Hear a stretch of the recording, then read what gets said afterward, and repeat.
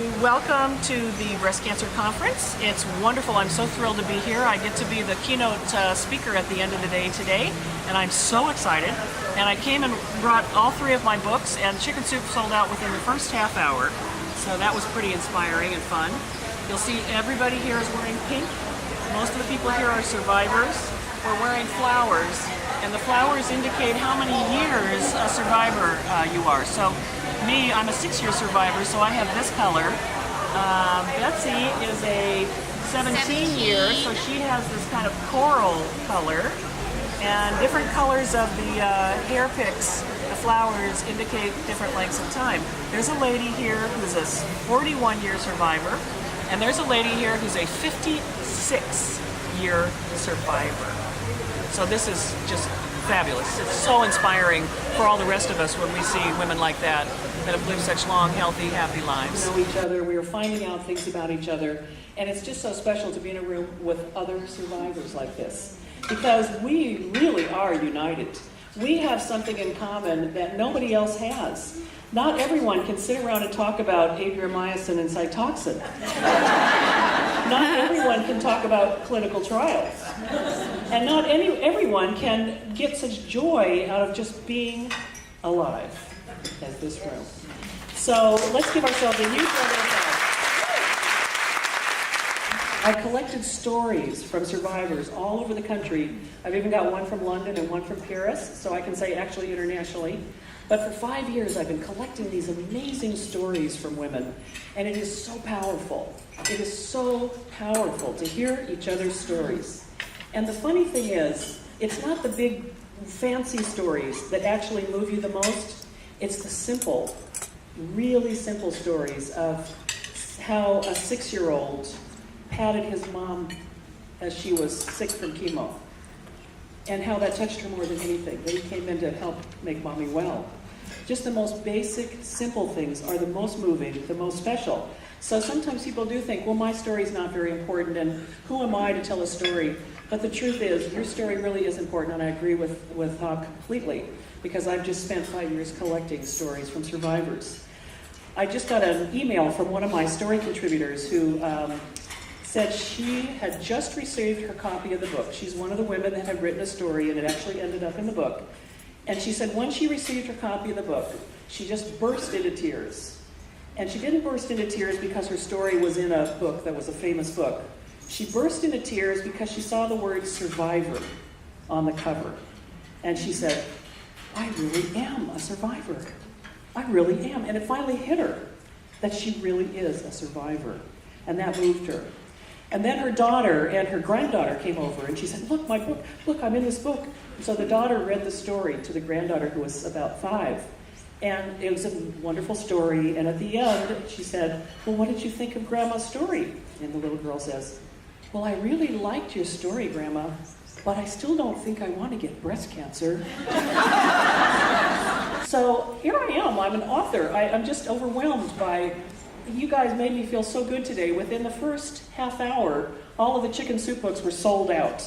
I mean, if you want to make someone feel like a movie star, I was like, wow, you know, you really made my day, because nothing is scarier than being newly diagnosed. Oh my God. Remember that day? Oh, that's a day we'll never forget. I will never forget August 3rd, 2000. That was the day, and it's in my mind forever. Because your whole world shatters. Your whole entire world changes. You are shocked to your core. Nothing can prepare you for hearing the words, you have cancer.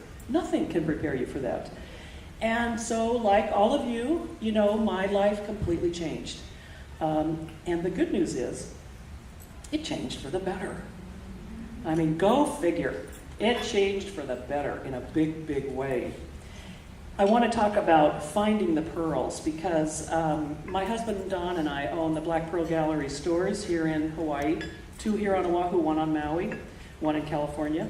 And we've been specializing in pearls for 23 years. And so for many hours, I have found myself standing in pearl stores surrounded by beautiful pearls.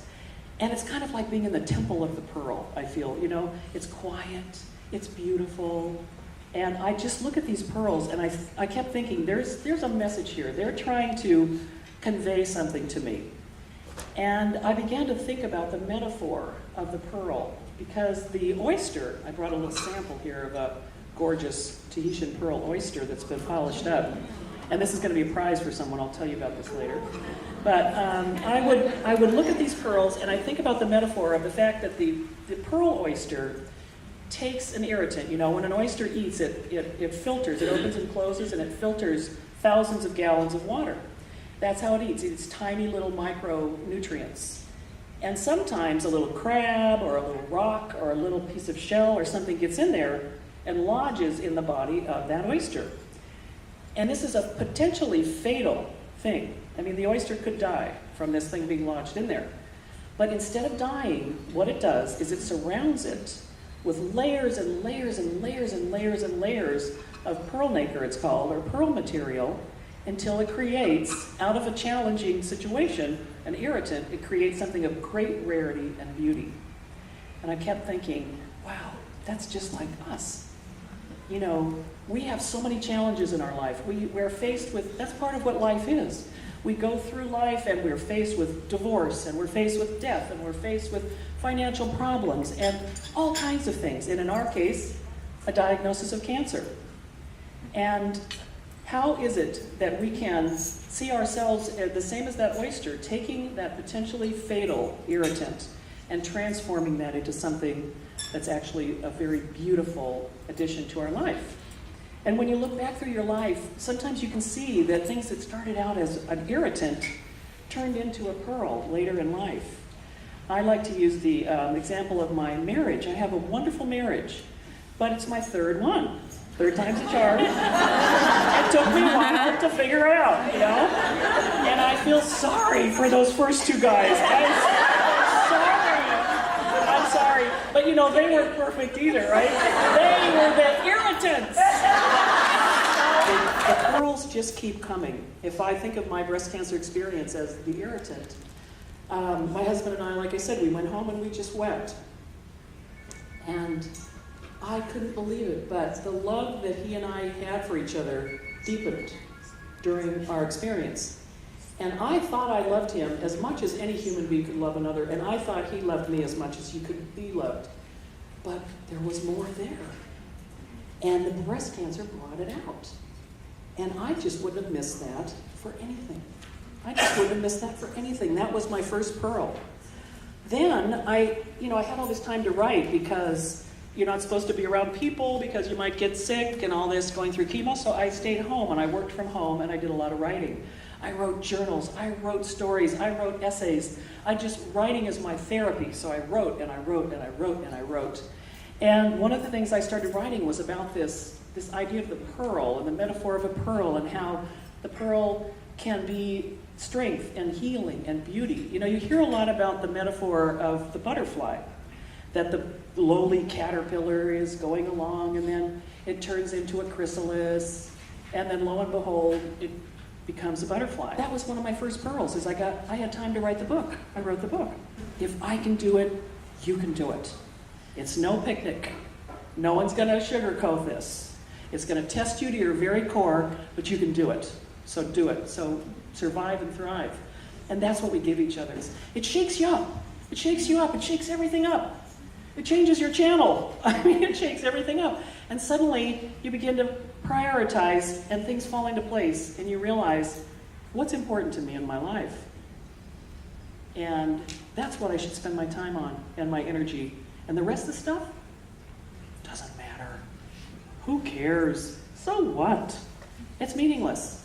You know, we've had the gift of that kind of awareness, the gift of that kind of purity of realizing, for me, what it came down to is what really matters is who do I love and who loves me. Nothing else matters. Nothing. And that's a huge gift, isn't it? Oh, boy. Started spending a lot more time with my family, my parents, my husband's kids. Wonderful. Just a wonderful pearl. So finding the pearls just keep coming. They just keep coming. And I invite you to look in your life. Where are the pearls? What are the beautiful things that have happened to you? because of breast cancer. And I know that there's tons of them, just like I have. There's many, many, many gifts.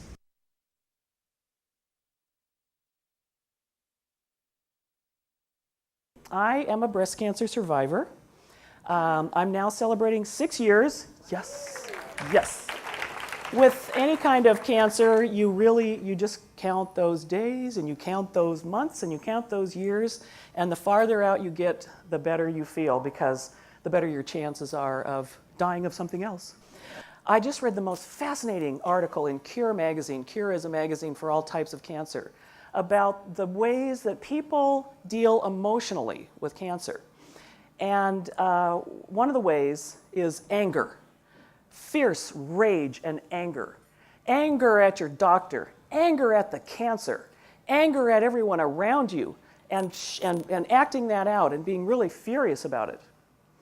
The next way is that they decide to be positive. That, like I was just saying, they look for the gift, or in my case, they look for the pearl, and I'll talk a little bit about that more. They look for the learning. They look for what can they gain from this experience, and they try to keep as positive as possible. There's the third way, which is denial, which I think of as like a cat. You know, a kitty cat, if they get sick, they go off and they hide under a bush, or they hide in the cupboard, and they don't come out until they're well. And so that's another form that people take, where, you know, they just go about their business, and this is, you know, no big deal. And I'm going to work, and I'm going to wear a wig. I'm not even going to tell anybody. No one will even know, and it doesn't matter, and I'm going to get through this. And the fourth way is depression. And this one is where people kind of hide in their room and get into a downward spiral of quicksand, really, of depression. Okay, so now here's a pop quiz. Out of the four I just mentioned, raise your hand if you think number one is an effective strategy for coping with cancer. Raise your hand. That's the anger. Fiercely raging against cancer. Okay? Raise your hand if you think number two, which is being positive, looking at the life lessons, the spiritual growth. Okay? Raise your hand if you think it's number three, to kind of just deal with it like a cat, where you just take care of it on your own, and maybe you could be considered to be in denial. And how many think number four, going into a spiral of depression into quicksand, works? No. Okay. All right. The truth is, the first three are equally successful. And this was a shocker to me, because I always just assumed that being positive is the way, and just the hands in this room reflected that you feel the same way. But the truth is, anger is a powerful, powerful response. And it's incredibly successful, because you get your passion up, you get your energy up, you have a will to live that is just kicking in. And that comes out as anger sometimes. The next one, being positive, absolutely. Absolutely. I mean, everyone in this room knows.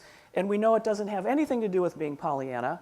It has to do with making a choice in every moment of how you're going to hold life as it presents itself. It's incredibly rigorous, the discipline. I'm a very positive person, and so people are always saying, well, you're just like that, right? And I'm like, no. It's a choice. I make a choice in every second of how I'm going to view my world. And I always choose to see it in the positive, because that's just my choice. I could choose the other. There's lots of choices, but that's the one that I choose. The third one, being in denial, surprising to think that that one is equally effective. But it is. That's the body's way of healing, actually. Denial is a very positive. Now, we're not talking about the recovery process, where denial means something different. This is the body's way of kind of cocooning and healing itself. And prior to about 10 or 15 years ago, this is basically the way everybody healed from breast cancer, because it wasn't talked about. It was not pink ribbons and races and people talking about, their treatment. It was very much under wraps. Previous generations and our mothers, and even just 10, 15 years ago, people didn't talk about it. This huge flowering that you see of Breast Cancer Awareness Month, which we're in right now. October is Breast Cancer Awareness Month. That only started in 1992. And it was started by Evelyn Lauder from the Estee Lauder Company, who, upon going through her own breast cancer journey, decided it was high time that breast cancer came out of the closet, and that if women could talk about it and support each other openly, that it would change. And boy, it has changed. Whew. Powerful when you bring something out of the dark like that. So instead of people just not talking about it, instead now we have people helping each other openly, and survivors helping each other, and support groups, and people like me going around talking about it, and wonderful books. I did a search on Amazon, and there were 96 breast cancer books. I mean, that's amazing. Recently I read that the topic that gets the most hits on the internet is breast cancer. So this is very much in all of our consciousness. Because it's the 7 steps of separation thing, all of us know somebody. And all of us are close to somebody who has been touched by breast cancer. And when it touches your dear friend, or your mother, or your aunt, or your sister, in this case, my sister was so amazing, so there for me. It changes the life of the family members as well. Sometimes people say, I don't know what to say with someone with cancer. I don't know what to say. And I think it is a big concern. There are, just in my experience, I noticed some of my friends just couldn't even deal with me. I didn't hear from them for a year. One of my girlfriends, we went out for lunch after I was completely finished with my treatments. And I was bald, wearing a wig and everything, and we're having lunch, and she just burst into tears, and she said, I'm so sorry I wasn't there for you. I'm so sorry. And I said, it's okay. Not everyone can do this. It's okay. You know, some people just don't have it in their constitution to be supportive of someone else for whatever reason. But then there are other people who really know how to support. And the ways that I felt most supported were just simple little things like an email. You know, email was wonderful because no matter what you feel like, you can always check your email. Nobody is expecting you to talk on the phone or anything. You can check your email. And the emails that would just say, hi, just thinking of you. I know you're doing great. I'm sending you energy. Bobby would say, I'm doing my Tibetan bowl for you every morning and chanting. I have another friend that was going to a Buddhist temple and chanting for me. And they just send me that information. I just go, perfect. I felt wonderful. Or a phone call on the message machine where they'd say, just thinking of you, don't even think, you don't have to call me back, don't worry about it, just thinking of you and just want you to know I love you, I just am thinking of you and don't worry about calling me back. I love those kind of calls too, because it's just a lift. It's just knowing that a friend or family member is thinking of you and loves you. When you are battling a serious disease, all you really want is to get back to your normal health. You know, when we're healthy, everyone in this room, we're all walking around with radiant health. I mean, we're currently experiencing radiant health. And you don't really realize that until it's gone.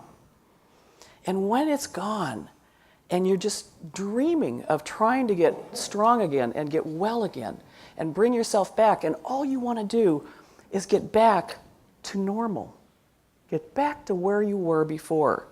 And when you get back, wow, is that precious? And you never forget it. You never, ever forget how it feels. And you cherish that health. And you cherish life. And you look at everything in a different way. You wake up bright and sparkly every day and just give thanks for every minute because you were so afraid that you might not have it. I really believe we all have stories to tell and that our stories are important. Our stories have meaning. We crave stories. We eat stories. We're nourished by stories. That's why we go to the movies. That's why we watch TV.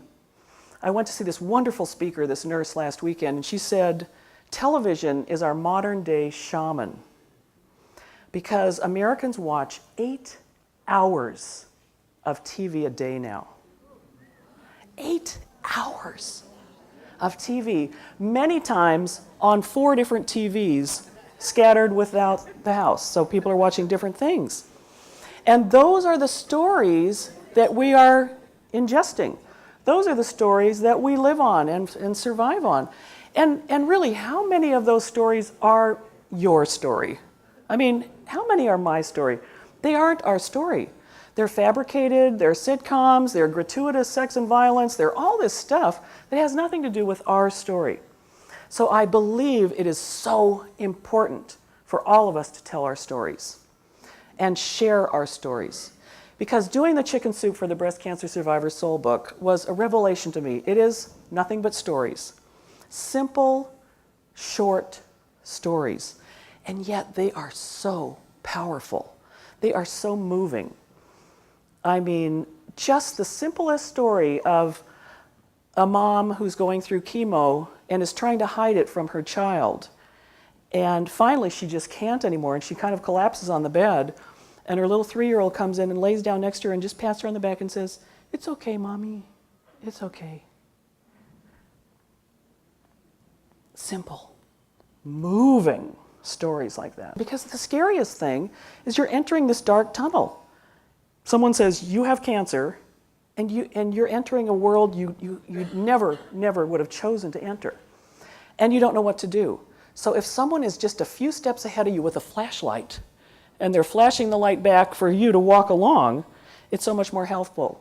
Melissa Etheridge was diagnosed with breast cancer, and she was kind of the celebrity that was brought out all last October last year during Breast Cancer Awareness Month. And what she said, I love. She said, when you are diagnosed with breast cancer, you look to the flashlights in your life, your family, your friends, your loved ones, and you gather those flashlights to help you get through the darkness.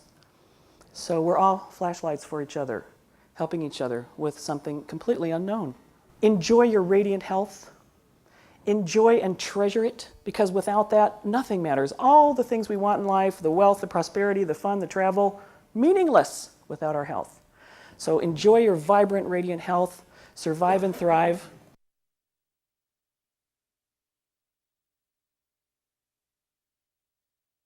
Chicken Soup has a new book out in honor of October's Breast Cancer Awareness Month. It's Chicken Soup for the Breast Cancer Survivor Soul. Stories to inspire, support, and heal. The author, Mary Olsen Kelly, is here, but she also has another book out that I want to show everyone. It is Tools and Tips from the Trenches, Breast Cancer. Thank you so much for coming. Oh, such a pleasure. Thank you, Micah. Both of these books are amazing. First of all, this one, a lot of inspiring stories. Yes. People, who've gone through it, to help others get through it. Yes. And this one's a little bit different, though. Yes. This is inspirational stories that can lift you on a bad day. And when you're going through treatments for breast cancer, you do have a few days when you need some help to keep your spirits up. But this one is practical. So between the two books, I feel like I've got the inspirational and the practical. Because the first thing I wanted to know when I was diagnosed was, how the heck did other women get through this? And I wanted to hear from other survivors what they actually did their first day of chemo. How did they approach it, And you only know that from someone who's been through it. And I have to say, congratulations, 6 years Thank as you. a survivor. Thank you. Yes. And it was right around the time that you were diagnosed that you decided to put this book together, right? Yes. Well, I was writing like a fiend. I write for therapy. So I was writing and writing, journaling and writing stories. And so I contacted Jack Canfield, and I asked him if he was putting together a Chicken Soup for the Breast Cancer Survivor Soul, because I'd like to submit some stories. And he wrote back and said, "No, but what a great idea. Why don't you send me a proposal?" So I did, and that was 5 years ago. So it's basically quite a long process to put together a Chicken Soup book. People don't realize. From idea to actual book, which came out October 1st, was 5 years. Wonderful. Oh, wow. Thank you. Now, one of the stories in here I thought was wonderful. How was it a granddaughter who shaved all her doll's hair? When his grandma was going through chemotherapy? Her mother walked in and she was cutting the hair off of her dolls. And she said, "What are you doing? You're ruining your dolls. What are you doing?" She says, "Oh, I want to make them beautiful like Mew Mew," which is what she called her grandmother. So yes, it's full of beautiful stories like that. I think some of my favorite stories are the ones about children. Because, unfortunately, breast cancer is striking younger and younger women. Oh, yes. So you have a lot of young moms, and young moms with young kids. Who see it every day. Yes, and here are these children, and they're 3 and 5, they're little kids. So how do you explain something like breast cancer or mommy's sick to a little kid? So some of the most touching stories for me are the ways that the children support mommy once they realize she's sick. Mom's so worried about supporting them, but the kids come through for the mom. Don't they always? Yeah. How did you go about picking these? Because I'm sure they were all so great. Well, that was the hardest thing. I got thousands of stories, and really all of them were beautiful and wonderful. But it luckily was not only up to me. That's a good thing. It's actually a very democratic process. The way that they select stories for every chicken soup book is I gathered, as the co-author, I gathered the best stories I could find. I sent them into Chicken Soup headquarters where they have a team of readers who grade it from 1 to 10. And if the story doesn't get 9 or higher, it's dropped. Well. And so through the 5 years, lots of stories get dropped off. And these are all winners. Mary, thank you so much for coming in. Congratulations again. Thank you so much. Happy health to you forever. Yes. Welcome back. A Honolulu woman is the latest to co-author a new Chicken Soup for the Soul edition. It hit store shelves nationwide on October 1st, and this one is called Chicken Soup for the Breast Cancer Survivor's Soul. In a story you'll see only on 8, HealthCast reporter Angela Keene talks to breast cancer survivor and author Mary Olsen Kelly. For pearl connoisseur and shop owner Mary Olsen Kelly, We go and look for the really big ones, the great luster and the great color. life has been a lot like a pearl. Everything was fine until cancer invaded her body. I was diagnosed August 3rd, 2000, a date I'll never forget. I don't think any cancer survivor ever forgets their diagnosis date, because everything in your life changes. You're shocked to your core. Your life completely changes, and you have a new life after that. I mean, life is different after you've gone through cancer, for sure.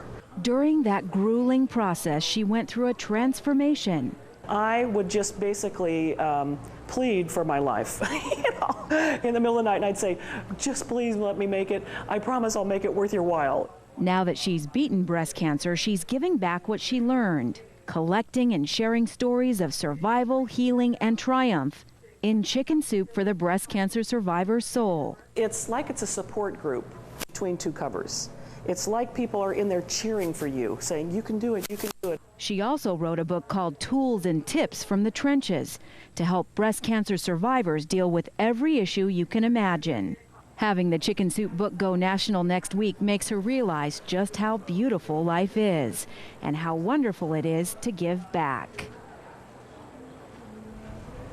That was Angela Keene reporting. You can find Mary Olsen Kelly and her husband at their Black Pearl Gallery shops at Aloha Tower. Her books are already available at her shop.